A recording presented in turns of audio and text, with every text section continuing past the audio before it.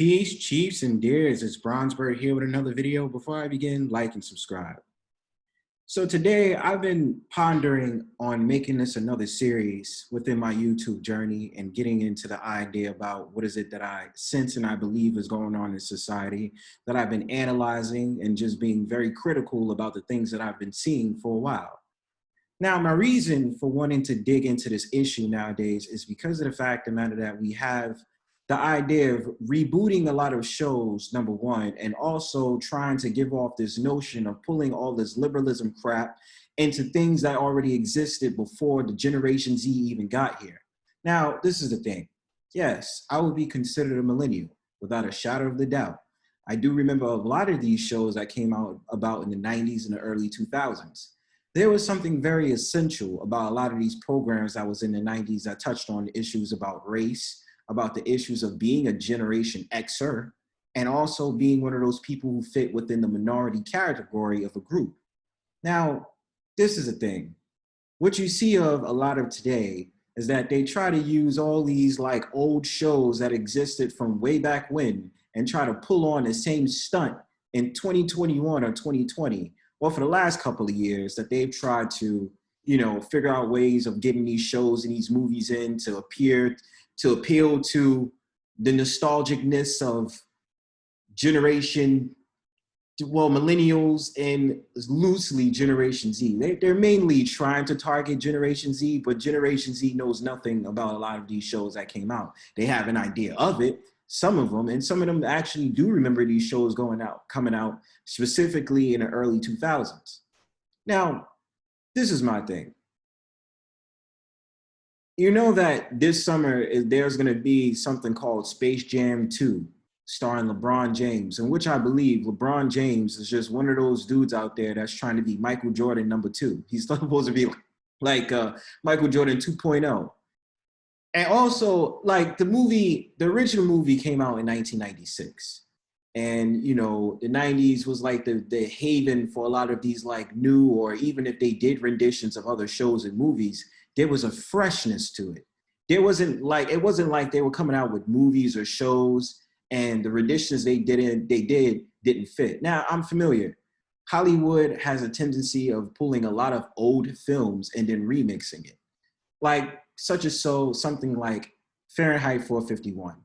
The first one was in 1966, which was based on a novel of Ray Bradbury. Then they had the one that came out in 2013 or 2014 with Michael B. Jordan. You had a lot of these more films that came out, I would say probably in the 80s or the 70s, and then they rebooted it again. But today's generation sits on the brink of being weird, in which I can't really understand a lot of these films that come out, and it can only tell me that Hollywood is really running out of ideas and they cannot contain on creating anything new to fit their agenda for bringing out liberalism. So I'm going to show you two shows in particular, and I'll probably make this a series because, yes, I do remember these shows myself, but I definitely think that they don't have no ideas. They're not creative, and they're not showing anything different. And more so, they want to be able to show Generation Z more likes of what it was like being a child in the 90s, as well as bringing in these new agendas in order to fit it correctly into today's society, by using these old shows as an example to appeal to the children of today or the adolescents or young adults. So I'm going to share my screen.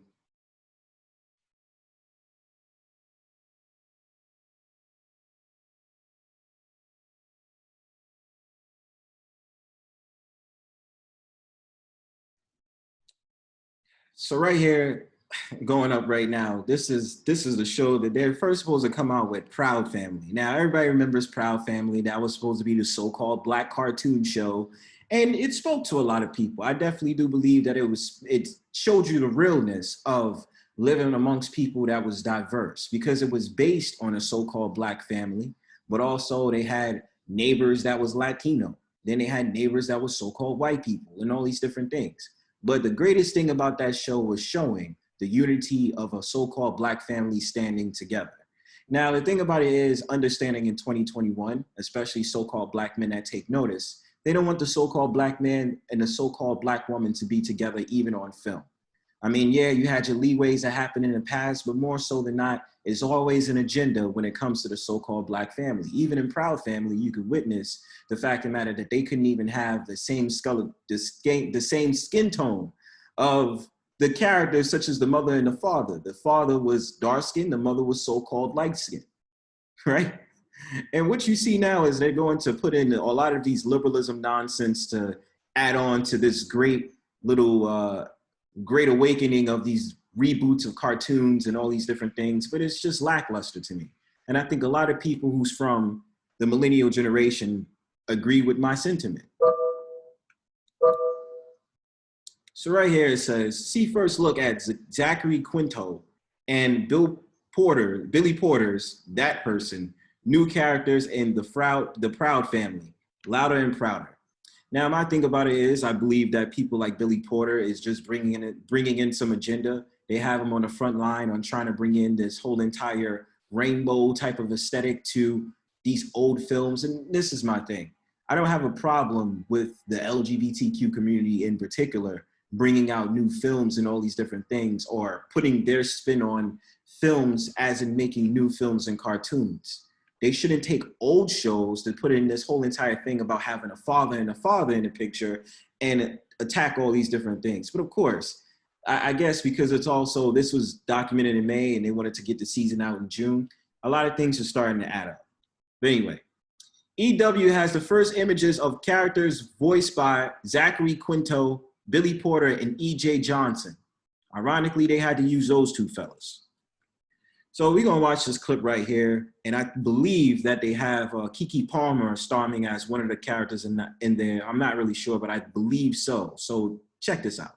Go into production tomorrow so I can address any notes you might have. Landing your own Nickelodeon series must have been surreal. You know, here we have me, Keke, living my dream as, you know, being the little girl in south suburbs of Illinois, watching Disney Channel, watching Nickelodeon, and wondering if I could ever do those things. And then getting the opportunity to actually live those dreams out, you know, that essentially seems so far away from me. Here I am doing a role that accentuates that same thing. True Jackson helped you really overcome struggle because you were reportedly paid $20,000 an episode for True Jackson. How did having that type of money at such a young age impact you? I think in a lot of ways it shifted our family's dynamic because I essentially became the primary breadwinner. I mean, that was kind of just like, you know, we had to help to maintain. So we became this team and we always were, but really definitely at this heavy transitional time and also trying to understand what that meant and how to reestablish our roles in the household and not let things get too out of control. So it was definitely a traumatic experience while still being a very blessing, you know, in a lot of ways. It's the kind of thing that you can't really prepare someone for. Keke Palmer is one of those woke liberal so-called Black women as usual that they want to have on these shows in order to add the spice and pizzazz to bring in that ghetto so-called Black woman aesthetic by still keeping it cool and professional. That's just my opinion. There's a new squad on the block in Disney's Plus, The Proud Family, Louder and Prouder. It's such a corny ass title too, because there was no need to bring it in. But anyway, EW can exclusively reveal that Zachary Quinto and Billy Porter are joining the upcoming animated series as Barry Lebowitz Jenkins and Randall Lebowitz Jenkins, respectively. The characters are mixed race, adoptive parents to 14-year-old activist Maya Lebowitz Jenkins, previously announced to be voiced by Keke Palmer. See a first look image of the new characters below. You see that, people? That's the agenda that they put out right there by having a so-called Black man and so-called white man to come in the forces together of having the interracial relationships while also adding in and aiding in the neo-liberalism pitch that they want to pitch to the society. And my thing again is this, I don't care if they want to have their own show. Okay, my problem is you need to bring a show from the early 2000s and then try to adopt this bullshit and then try to put it in the film like we really give a damn.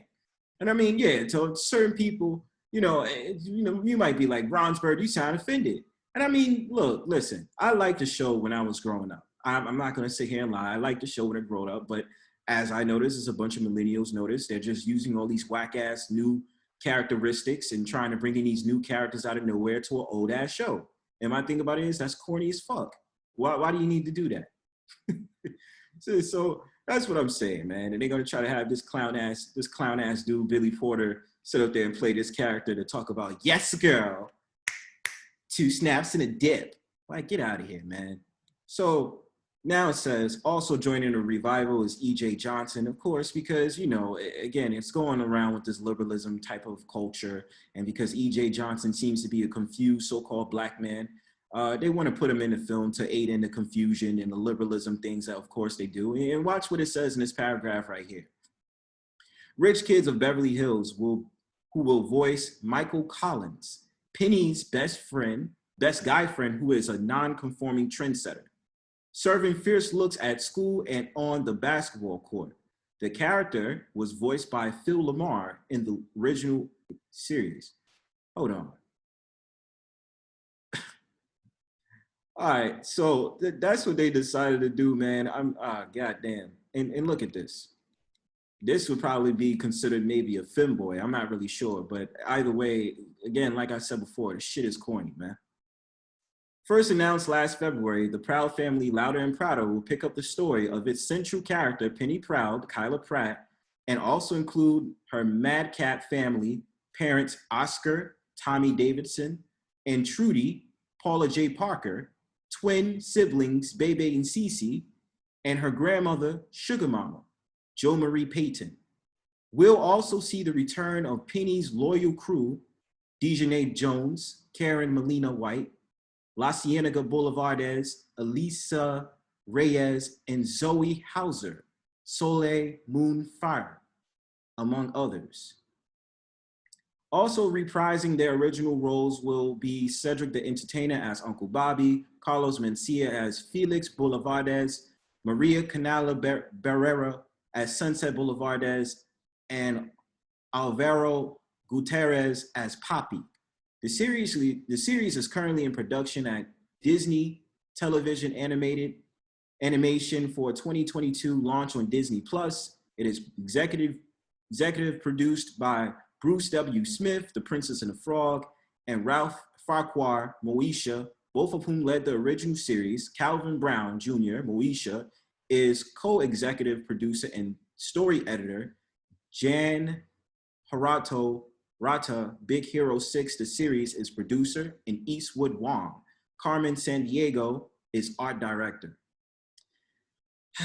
And to be honest with you, like, this is the nonsense that I'm talking about. Like I said, like, there's nothing in this series that's really original. They bring all these whack ass shows, and of course, they still want to make it about the black family more than not, because, you know, it has to be the struggle party. Hear my struggle, but now they want to put it in with the necessary understanding of these Leo liberalism, leftist people that want to put in all this nonsense and bring it upon the millennials who was rejoicing back in their days because of these shows.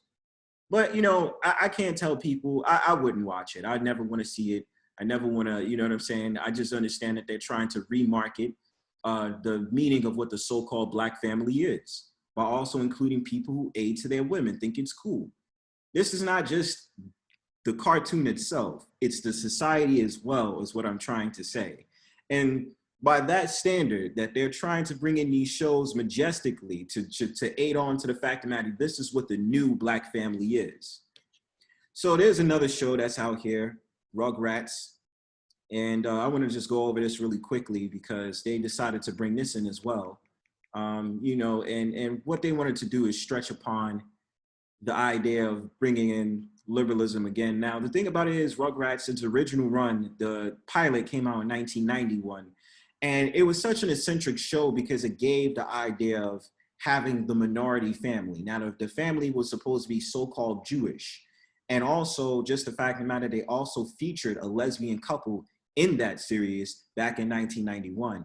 Now, I think it was the twins that was the children of the two lesbian couples, the lesbian couple themselves. But it's been a while. It's been a while. The new Rugrats is a thanks I hated gift for millennials. How do you do? Former kids who now maybe have their own kids.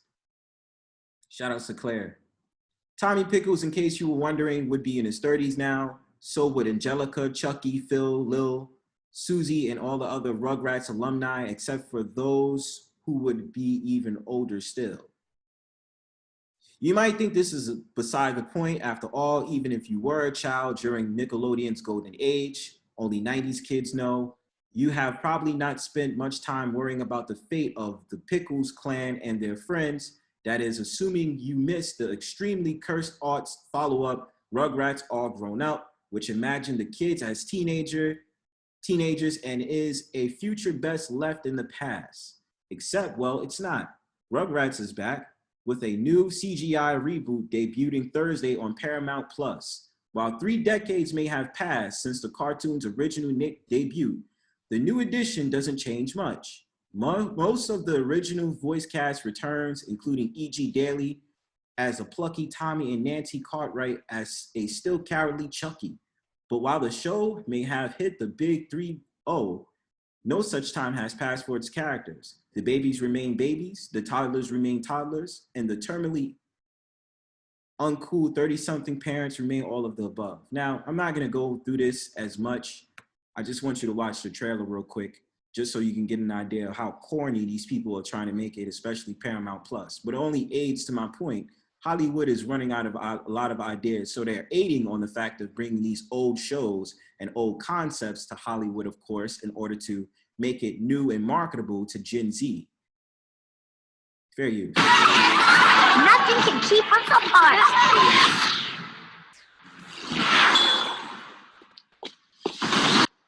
Hold on to your vitals. A baby gotta do. What a baby's gotta do. Whose idea was it to invent babies? Come on, guys. Give dog baby. You get the point.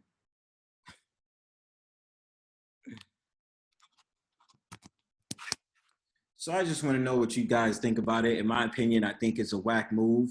It shows me that Hollywood wants to take whatever stance they can get in order to try to appeal to millennials by also introducing the liberalism talking points and liberalism ideas into these new shows and trying to conform into the new society that they're trying to build from the ground up or trying to do in order for people to like what they're trying to produce. Hollywood is corny at this point. They can't create no new shows. They can't create no new ideas because they feel as if it's probably going to be a lot of rejection from the right or maybe the left. I'm not really sure about that, but probably the right people, the people on the right path instead of the left path. And, you know, bring on all these old shows to kind of give off this nostalgic value. And it's like I've seen this on IG plenty of times where they try to use like the cast members of the Proud Family, Recess, and use Daria, and use all these different shows that was cool in the early 2000s and the 1990s and bringing in this corny ass effect of trying to make them look all grown up and be teenagers. And, you know, even the Boondocks, they try to have the Huey character in some like Jordans and an army fatigue jacket while he still has this afro and has like a little beard and all this other stuff, man. Like, I mean, it's cool in certain cases, but I understood exactly what it was when they tried to bring all these whack ass like renditions out. But I mean, that's just my opinion. Give your thoughts and opinion in the comments below. Peace.